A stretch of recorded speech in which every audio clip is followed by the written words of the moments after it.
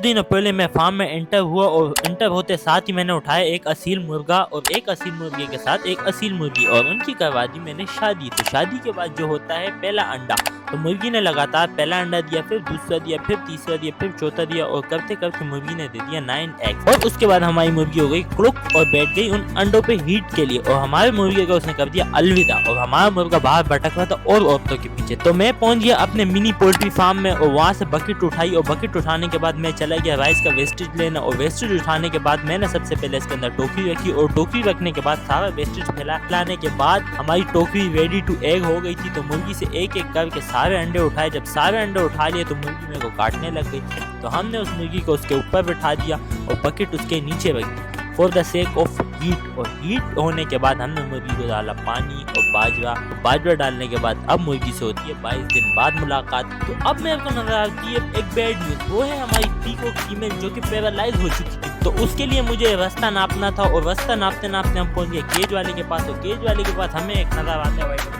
के लिए एक खूबसूरत सा केज जिसकी भाई मांग रहे थे 3000 रुपये। 3000 रुपये नहीं, हमने 1500 रुपये में केज बाई किया।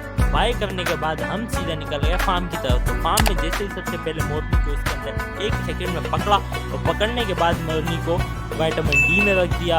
अब देखते हैं कि हमारी पीकॉक फीमेल कब तक रिकवर होती है।